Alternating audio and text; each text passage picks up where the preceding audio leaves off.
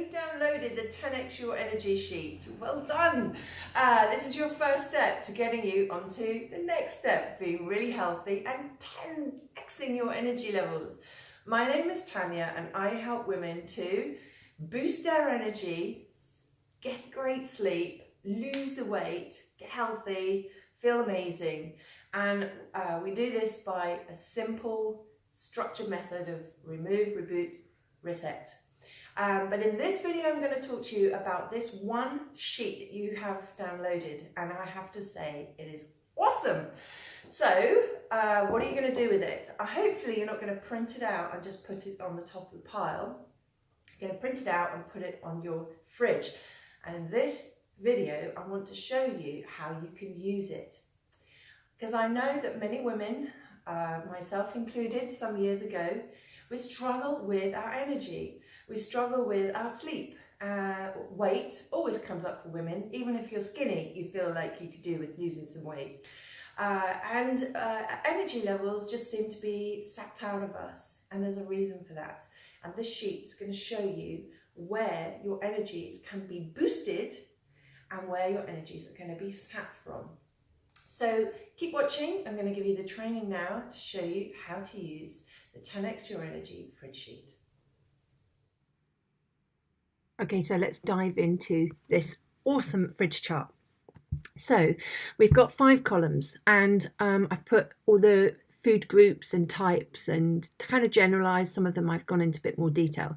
But the first column where you see eat rarely or cut out. These are red light foods. So if you imagine a traffic light system, green is go, amber is okay, you know, just having have but don't overdo it, and then red is a red light, you know. So it's basically think about having this rarely or cutting it out. Makes sense? Yeah.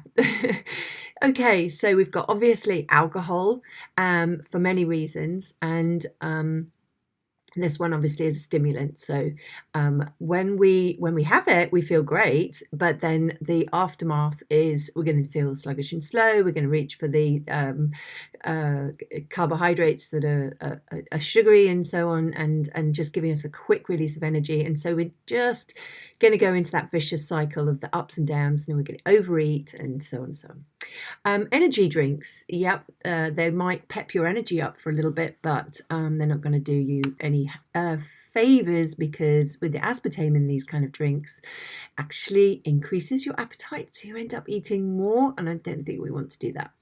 Carton juices, they're really high sugar, so you're going to get these sugar spikes, high, low, and the low is where you're feeling the energy sapping out of you, and we're trying to 10x your energy. So keep the carton juices out, I would say. If you have to have them, just put in the back of your mind that you're going to try and wean yourself off and replace it with a healthier drink. Now, that could be a juice from a juicer that is mostly vegetables, and you can sweeten with a little bit of apple or some fruit.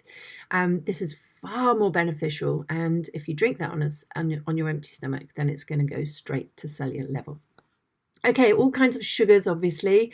High fructose corn syrup, which is in the majority of our processed foods. So do read your labels. Ice creams and lollipops, fizzy soda drinks, high chocolate, you know, chocolate that's made with milk, conventional chocolate basically. It's all high sugar. White flour products. So if you have anything that's made with white flour, the list there, you know, pasta, bread, muffins, crackers, biscuits, waffles. These types of foods are basically going to sap your energy. They are just going to be very slow, very quick releasing in terms of you'll process them in your body very quickly, and then you'll get those sugar highs and lows. Soy products that are non-GMO. Most of the factory farmed animals are fed this non-GMO soy product. So what they do is, if you don't know already, because it's been on the news a lot, is they spray the fields with pesticides that are a concoction of toxins, and it's meant to kill the weeds and help the soy to grow quicker, so it gives it space to grow, but it also covers it with a chemical. And then this soy is and corn and wheat and other products that are GMO are fed mostly to the livestock as food. Now, obviously, that's not their natural food, so that does further damages. And then that when you're eating the meat, then that's going into you. So you want to take that out, as that is going to affect your energy levels. Trans fats, as well as saturated fats that you're going to find in all meats, cheeses, dairy, fried foods, that kind of thing. It's best to cut these things out. And I know a lot are eating these foods. If you have to, just eat them rarely. You're going to find yourself being much better. There's a very big hype at the moment for paleo, keto, high fat, low carb diets, but they will work in the short term, but long term you will damage your health. Anyway, that's a whole different conversation. Fast foods, obviously, because you're going to get those trans fats in there, and it's just a concoction of rubbish, really, isn't it? We know that. Oh, I put carton juice on twice. Again, meat, chicken, beef, goat, lamb. You want to have less than 10% of your calories coming from these kind of things.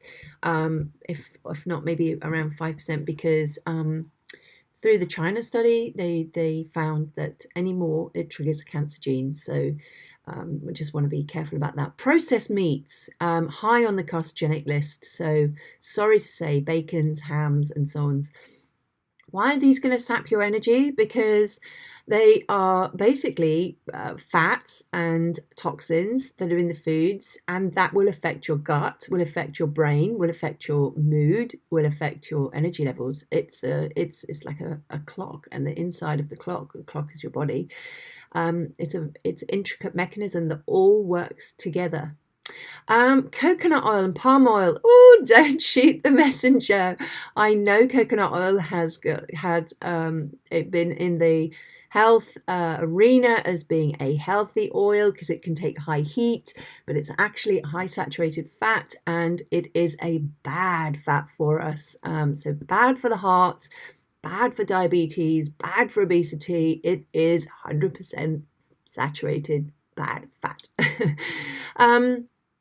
Farm raised fish. I say that because they're raised again on these pellets that are have all sorts of nasty things in them, and that's going into the fish. And obviously then you've got your high levels of mercury. Mercury is a heavy metal, and once in the body it will sap your energy. And salt. We've got a lot of salt. You get salt, sodium. It's naturally in the vegetables that you eat. So think about cutting your salt back. It takes about 3 months for the tongue to get to taste, to lose its need and requirements for salt. But actually, salt increases your appetite, so you end up eating more. So I'm going to quickly move through the rest of it because I don't want you to lose interest in this, but I find this is so helpful just to reference back to, just to keep us on track. So the next column is your dairy and so on. Have that around 10% of your calories from these kind of food. Eggs, although I would cut eggs out completely because they have been, there's talk about them feeding viruses and bacteria in the body. Yeah, viruses and bacteria actually have to feed on something in order for them to survive, and then they leave a trail of mess as well because they're a toxin to the body. So just feeding the viruses and so on, to me, is I would even put eggs in the red column, but I don't want to scare you off. Wild caught fish, better obviously than farm raised. But do be careful because these are high on mercury, DDT, the plastics in the ocean, the fish are eating those and so on, and then that goes into your body. Oils, corn oil, safflower oil, sunflower oil, cottonseed oil, just have very sparingly. Don't forget it's 100% fat and it's a processed food. They have to process the original product to make the oil. Brown bread, it's okay, but most of the breads that we buy are filled with not very pleasant things, and unless it's 100% wholemeal, or it's Ecclesia bread, which is made from whole grains and whole wheat and sprouted grains and so on, then the bread is just going to turn into sugar. Roasted nuts, because all the goodness has just basically been sapped out of them. Fresh fruit juice. If you're going to put through the juice of your fruit, then be careful because it will be high in sugar. Olive oil, okay, have very, very sparingly. If not, just cut it out. And canola oil. And if you do have canola oil, only have organic, because canola is one of those crops that is very high GMO. Okay, so now we're coming into the good part. So we're looking at nuts and seeds and walnuts and Brazil nuts being the top of the nuts and seeds. Again, you want to have this, if you're looking at it as a food pyramid, they will be at the top of the food pyramid because they are good fats, but you don't need too much of them. Nut milks, you can make those at home as well, but if you drink dairy or you want to cut the dairy out a little bit, then replace with the nut milks. They're all amazing. My brand of preference is Oatly, and they've got a lovely marketing campaign out at the moment. Chia seeds, they are high in omega-3, which converts into EPA, which converts to DHA, which is anti-inflammatory, great for the heart, brings down inflammation. Nut butters, again, sparingly. You can make these at home. They're quite expensive to buy, but you can replace out butter and things for nut butters. Tempeh and tofu, again, you want this GMO. Tempeh is basically fermented, and tofu is obviously both soy, so you can have those, but sparingly. And soy, although it's got a bad rap and it must be organic, GMO free, then it's got some, it's actually been protective to prostate cancer and breast cancer and so on. Sprouted breads, so we talked about Ecclesia, that will be a brand to look at. Corn, have sparingly, again, you want organic. Cacao, raw, very nice. Avocado, good fats. Whole grains, these are all wonderful bases to your meals. Don't overpower them on the plate, but they're great at filling the belly, slow releasing. White potato, and I put coffee in here because coffee has some benefits, but if you're a stressed out person, then cut the coffee out.